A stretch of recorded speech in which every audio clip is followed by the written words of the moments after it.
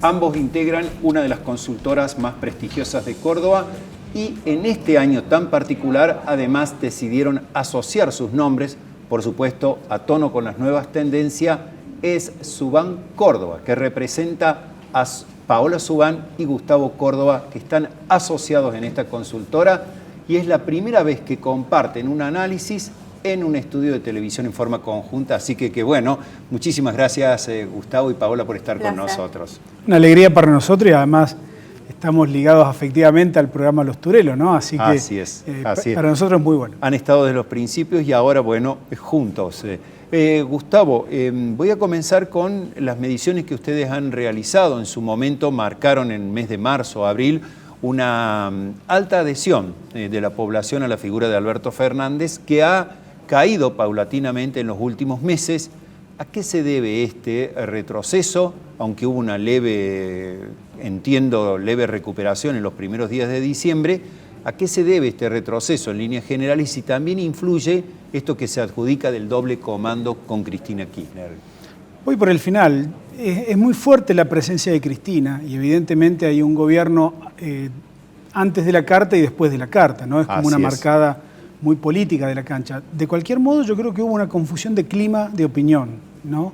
Creo que el gobierno interpretó que era un apoyo hacia el gobierno y en realidad la sociedad argentina estaba diciendo, todos decíamos o expresábamos, queremos salir rápido de esta cuestión y proyectábamos en el gobierno eso. Esa expectativa, esa esperanza. Correcto. Y mes a mes vimos cómo se fue desinflando como un globo, ¿no? Que está pinchado. Y te actualizo el dato, porque en nuestra última medición... Le iba a pedir justamente a nuestro director, tenemos una placa tenemos que por imperio de la vacuna, claro, y por todos los defectos y problemas formales e informales que ha tenido el gobierno en la comunicación y en la estrategia de la vacuna, el gobierno ha tenido un nuevo descenso, que ya vamos a difundir próximamente. Que ustedes van a difundir. Esto de que aprueba el 54% y lo desaprobaba casi un 43%, ¿se ha modificado? Ha caído. Ha caído más. Ha caído más todavía. Por efecto de la vacuna. Y además las contradicciones, ¿no? Sí. Digo, con altos niveles de expectativa, los gobiernos tienen que ser mucho más prudentes a la hora de plantear algunas cuestiones, ¿no? No sobregirar, no sobreactuar, porque eso después se paga. Correcto.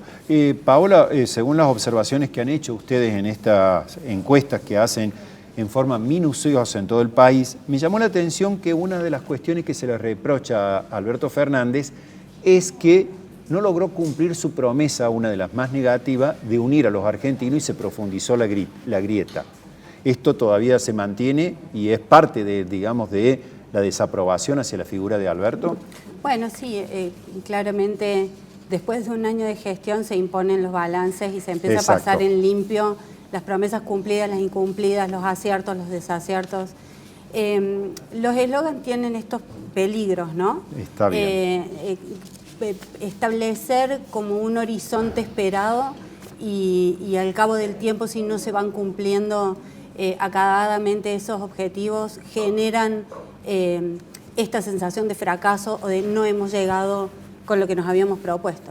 A mí me parece que los argentinos no nos podemos unir por decreto o por el simple voluntarismo o buena intención incluso del presidente. Claro. Hay una construcción incremental que se debe dar con el tiempo, con las políticas, con las actitudes, incluso hasta con los ejemplos, ¿no? Los argentinos tenemos un... Sí, de hecho, perdón que te interrumpa, Sí. Paola, el presidente apela continuamente a que él dice que es un presidente que trata de unir a los argentinos, es decir, a convocar a todos, pero luego surgen otras actitudes que me parece que eso es lo que la sociedad rechaza. Sí, surgen actitudes del mismo presidente y del espacio político que conforma el presidente. Sabemos que estamos gobernados por una coalición de gobierno, ¿verdad? No es un partido único y por lo tanto hay ruidos, hay rispideces, hay desacuerdos. Bueno, a veces algunos de los miembros de la coalición no transmiten lo mismo que transmite el presidente y eso claramente lesiona esta construcción que él intenta hacer. Así es, bien lo dijo Gustavo, lo que tiene que ver, digamos, con el discurso y a veces con las actitudes. Y en ese sentido te quería preguntar que muchos de los temas que ha planteado el presidente parece que no estuvieron en esta agenda que voy a repasar, que ustedes han medido y que demanda la sociedad.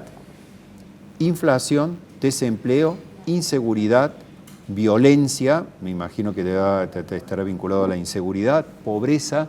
¿Por qué no están estos temas en la agenda política, digamos, Gustavo? Que ahí tenemos lo que ha sido una de las últimas muestras de ustedes puestos en pantalla. Esa vendría a ser la agenda de la ciudadanía argentina. Sí. Con niveles de gravedad que superan en todos los casos el 70% o el 60%. Así es. Todos los temas son graves o muy graves, ¿no? Prácticamente no hay temas no graves. El problema es que no es solamente el gobierno, hay un desacople, un divorcio entre las agendas de la sociedad argentina y de su dirigencia, no solamente del gobierno.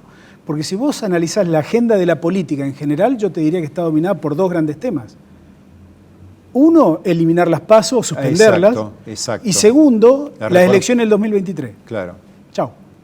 Y eso agregale reforma judicial, agregale alguna cosita más. Y pero, según temas que ustedes, según lo que han detectado en las encuestas, esos temas están por debajo del interés de la gente. Pero, por supuesto, el problema es que tampoco hay un espacio de diálogo institucional como sí hubo al principio de la cuarentena. Claro. ¿No? Aspiro a que el 2021, ya que este año ha sido tan duro, tan fuerte, tan dramático para la mayoría, que la política entienda que este divorcio no puede seguir mucho tiempo, porque se lesiona la representación política. Digo, la fatiga social, la fatiga democrática, por algún lado va a buscar salir, y eventualmente la política debe reflexionar sobre eso. Bien, interesante.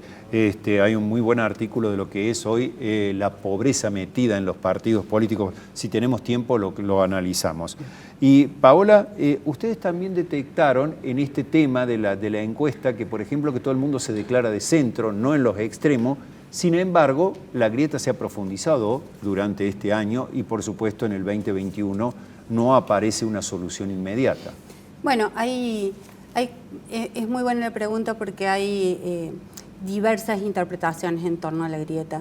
Yo personalmente creo que la grieta es más profunda dentro del sistema político que en la sociedad. Bien. En su conjunto.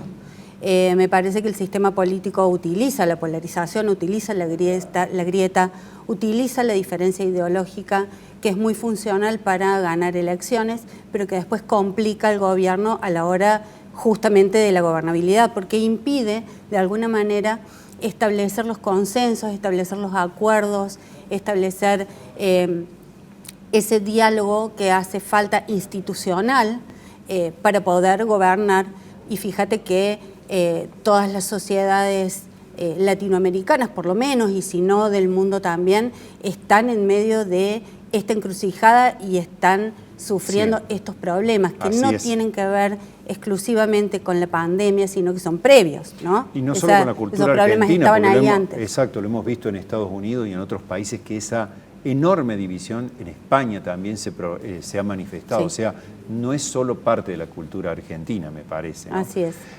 Vuelvo contigo, Gustavo, por esto que ustedes están relevando y mostrando de esta encuesta reciente, que se profundiza la caída de la imagen del presidente.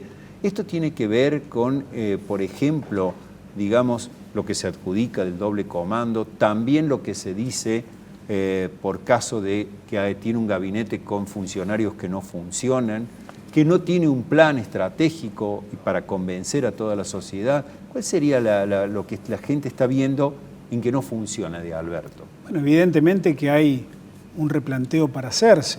Si vos pensás que este gabinete fue diseñado o pensado en un contexto que no preveía la pandemia, ni la cuarentena, ni los efectos económicos y sociales de la pandemia, evidentemente estamos viendo que hace falta una especie de replanteo. Ahora bien, en cuanto al funcionamiento, Paola recién señalaba, es un gobierno de coalición que por ahí es demasiado transparente en mostrar sus diferencias, y como no tenemos cultura coalicional en la Argentina, es un gobierno que todavía no ha alcanzado a encontrar un ritmo o un tiempo de funcionamiento que sea virtuoso de cara a la sociedad. ¿Y la sociedad qué está viendo?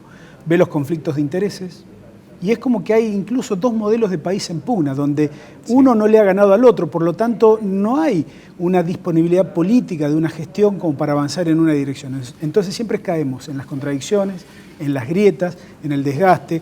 La oposición necesita a una Cristina más fuerte, porque sin Cristina pierden identidad política e ideológica. Ajá.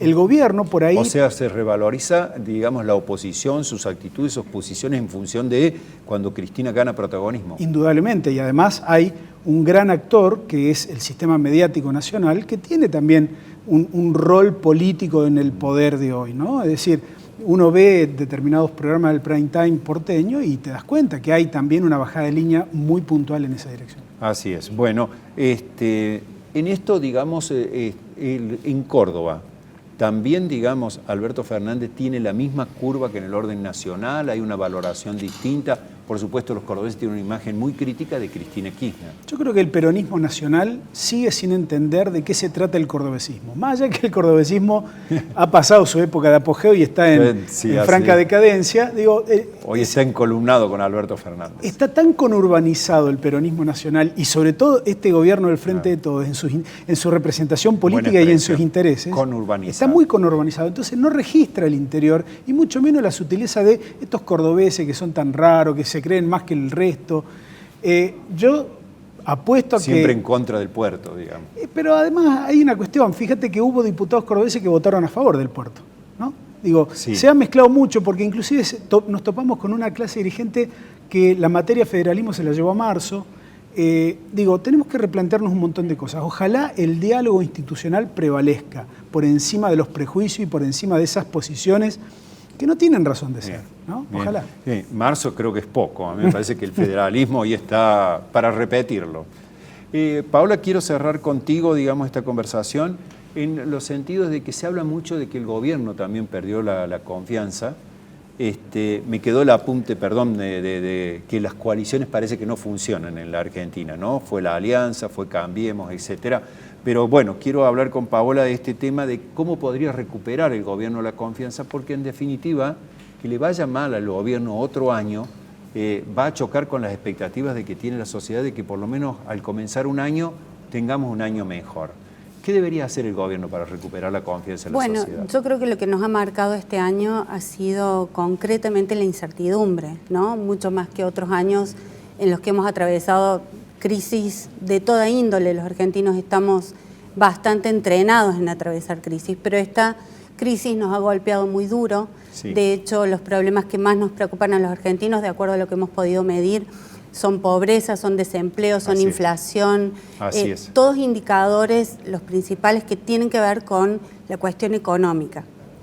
Exacto. Con lo cual, me parece que para generar confianza, a lo primero que tiene que prestar atención el presidente es a los indicadores económicos, seguidos, por supuesto, de esto que le viene restando desde que comenzó su mandato por imperio de la pandemia, que es la gestión en términos de salud.